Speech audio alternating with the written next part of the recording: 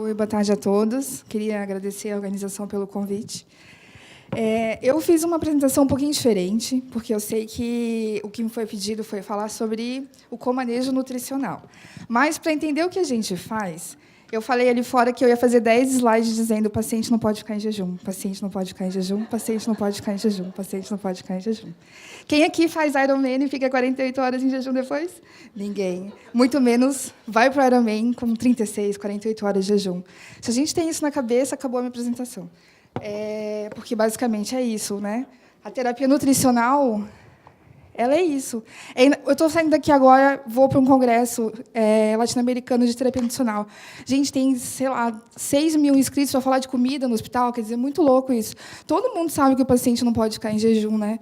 Mas, ainda assim, a gente tem que estudar isso e fazer trabalhos mostrando que o paciente que fica em jejum piora, quer dizer... Mas, enfim, eu pensei do seguinte, só para a gente ter... uma ideia, eu vou passar bem rapidinho o que é exatamente terapia nutricional, as desordens nutricionais principais, porque isso aqui é um conceito novo, que é bem bacana, e eu adoro isso, então eu tentei fazer mais enxuto, porque se deixasse eu ficava o dia inteiro falando sobre isso. A importância da desnutrição hospitalar que acontece, não importa se é no Brasil, na Europa, nos Estados Unidos, isso vai acontecer. Como que a gente faz um comanejo com as equipes e a terapia nutricional em alguns números rapidamente no Hospital da Cruz Vermelha. Viu que eu até personalizei a minha lateral, porque eu adoro vitaminas e microelementos. Então, a terapia nutricional, pelo conceito da Anvisa, é um conjunto de procedimentos que visa recuperar ou manter o estado nutricional. Eu sempre falo isso para os nossos colegas lá do hospital. O carinha chega caquético lá, o paciente, ele não vai sair gordinho, mas o que a gente tenta fazer é evitar que ele fique pior ainda. Num pós-trauma agudo, na fase inflamatória aguda de uma doença, a gente tenta modular a inflamação, a gente não faz nutrição. A nutrição, normalmente, precisa de mais de uma semana, e melhorar o estado nutricional de um paciente desnutrido pelo menos um mês. E a gente não trabalha sozinho. O hospital lá tem uma equipe muito boa, e porque não tem como, eu sou uma só, nós atendemos mais de 60 pacientes por dia, então eu conto com nutricionista, enfermeiro, técnico de enfermagem, farmacêutico. Somos todos multiplicadores de conhecimento, e cada um que a gente já conseguiu sensibilizar os técnicos de enfermagem que, quando tem o paciente em jejum, eles estão avisando, ou não está comendo, ou está com diarreia, ou a sonda saiu, alguma coisa aconteceu, para evitar que isso se prorrogue. Então, a gente trabalha em equipe. As desordens nutricionais, dentro da nutrologia, isso é uma parte dos diagnósticos, mas isso é um conceito relativamente novo, porque desnutrição é um conceito muito complexo. Ele não é só a caquexia, não é só o pele e osso. O obeso também é desnutrido. Eu perder peso por alguma doença, mesmo que o meu IMC seja normal, eu também tenho desnutrição.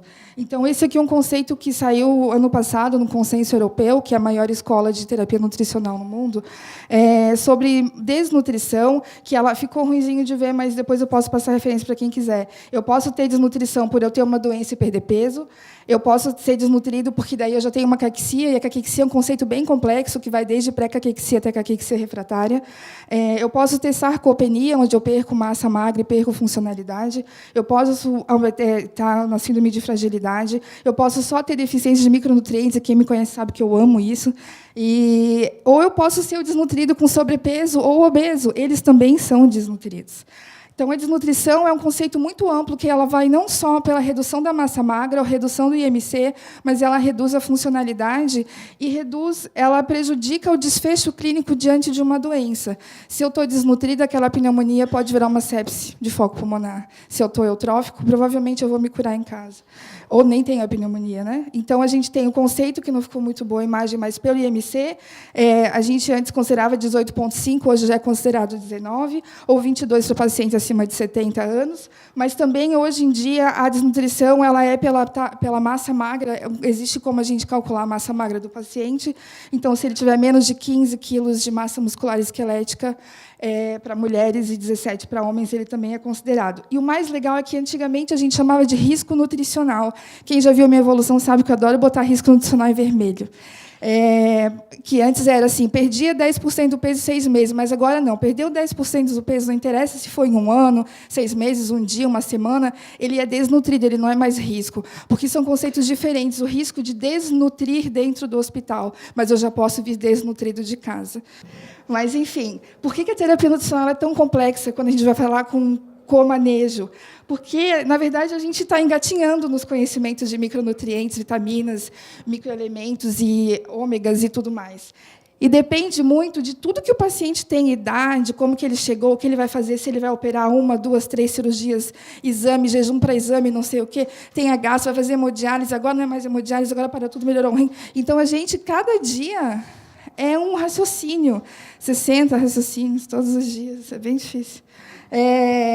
A disfagia, hoje em dia, é uma área bem importante. A gente tem tentado diagnosticar a disfagia antes que ele broncoaspire, e não só em coisas muito óbvias. Então, a terapia nutricional ela tem um leque de estudos e um leque de trabalhos que é muito, muito interessante.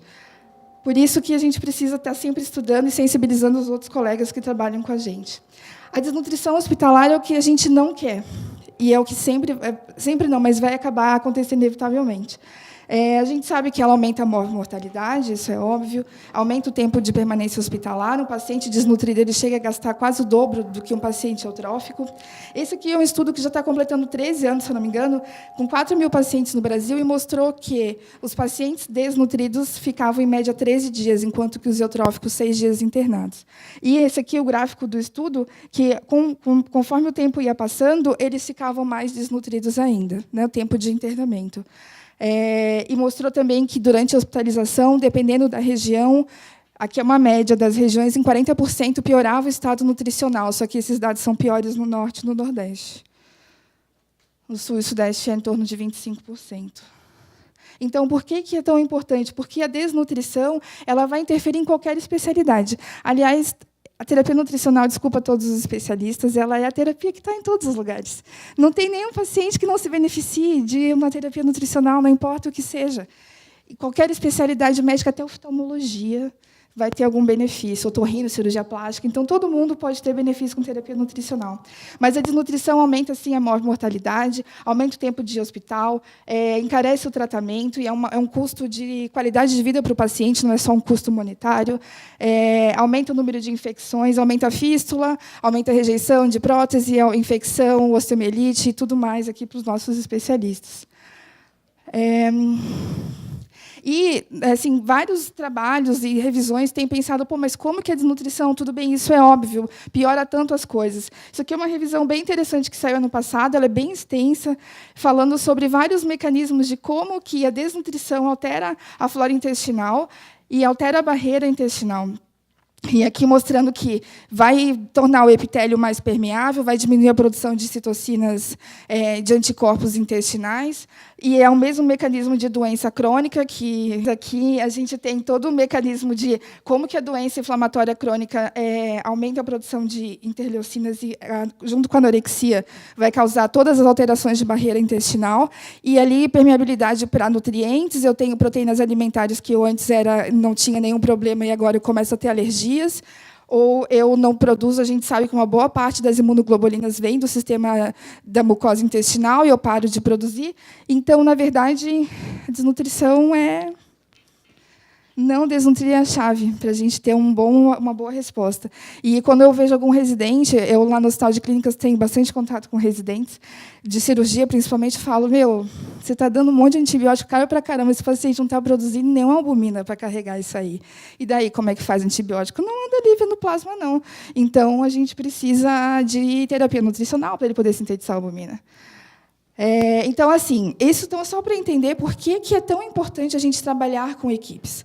Porque a terapia nutricional está em todos os lugares. Então, a gente faz uma divisão de responsabilidades. No meu entender, o co-manejo é isso, é dividir responsabilidades. Na terapia nutricional do Hospital da Cruz Vermelha, a gente faz busca ativa e também fazemos respostas de pareceres. Então, basicamente, assim, o paciente interna, em até 48 horas, ele precisa ser triado. Alguma das meninas que trabalham comigo, ou a enfermagem, alguém faz a triagem para ver se ele tem risco, já é desnutrido, usa uma sonda, enfim. E ali a gente faz um planejamento para o que vai acontecer. Com os hospitalistas é muito fácil, porque a gente consegue, olha, ele vai fazer tal coisa, mas eu preciso de mais alguns dias para eu poder fazer tal coisa para ele, beleza? Então pode ser. Então a gente consegue trabalhar em equipe justamente por isso, porque a gente tem vários processos dentro da terapia nutricional. A gente precisa fazer um acompanhamento. Normalmente, os pacientes podem ter recorrência, perde uma sonda, vai fazer uma gastro, não deu certo, vai fazer uma NPT, ou era só suplemento, precisou de sonda. A gente faz acompanhamento, obviamente, de alguns marcadores de peso, enfim, e tal. E alguns pacientes a gente consegue a melhoria do estado nutricional, mas, normalmente, a gente tenta evitar que ele piore, porque também a média de internado não é tão alta assim. Depois, a gente planeja a orientação. E esse paciente, a família, é encaminhado quando pode ter um home care melhor, senão a gente tem alguns pacientes que fazem acompanhamento no ambulatório do SAS, ali no hospital. Então, a gente tem aqui pacientes da cirurgia, pacientes da clínica, o comanejo dos que são em comum, mas 100% dos pacientes são beneficiados com terapia nutricional. Não importa se ele é só da cirurgia, só da clínica, só da ortopedia, enfim, mas ele vai ter algum benefício. É óbvio que a gente não consegue fazer o atendimento de todos os pacientes, porque somos só 5 pessoas. Mas, no final, a gente quer que o nosso paciente fique assim, bonitinho, né? Vai embora feliz, enfim, mas não é bem assim que acontece. Mas, enfim, é o que a gente busca fazer o melhor possível para esse doente. Então, já estou terminando. Isso daqui, assim, eu comecei lá no hospital, que eu acho que foi mais ou menos na época onde todo esse conceito do hospitalista começou a funcionar, talvez um pouquinho antes, em fevereiro de 2015. De janeiro a dezembro de 2014, a gente tinha mais ou menos 20% dos pacientes do hospital em terapia nutricional. Hoje em dia, nós temos uma média de 42,5 pacientes em terapia nutricional, que seja suplemento, dieta interal, por sondas ou nutrição parenteral. Nutrição parenteral, muito menos, né? 80% dos pacientes que têm hospitalistas, em geral, eles estão com a equipe de terapia nutricional, ou seja, dos pacientes dos hospitalistas, a gente vê quase todo mundo. 100% dos pacientes de longa permanência, eles são vistos pela terapia nutricional. 1 em 4 pacientes cirúrgicos, isso foi um levantamento que eu fiz no ano passado, esse ano eu não tenho dado ainda. 100% dos pacientes cirúrgicos complicados. E, hoje em dia, existem 10 indicadores de qualidade de terapia nutricional no Brasil, a gente consegue colocar em prática 8, o que é muito bom. Aqui é um exemplo de um indicador de qualidade que é mais importante na terapia nutricional, qual a porcentagem de triagem que você consegue fazer até 48 horas, para evitar de você perder aquele gap importante de você planejar e começar a terapia nutricional antes que ele comece a fazer várias intervenções, enfim, e começar a desnutrir. Aqui eu não coloquei, mas o paciente em terapia intensiva ele pode perder 1 quilo de massa magra em 24 horas. Na enfermaria, a cada 4 dias, 1 quilo de massa magra. Isso tem uma repercussão na vida dele depois imensa. Alguns pacientes de terapia intensiva, com mais de 28 dias, levam até 5 anos para se recuperar.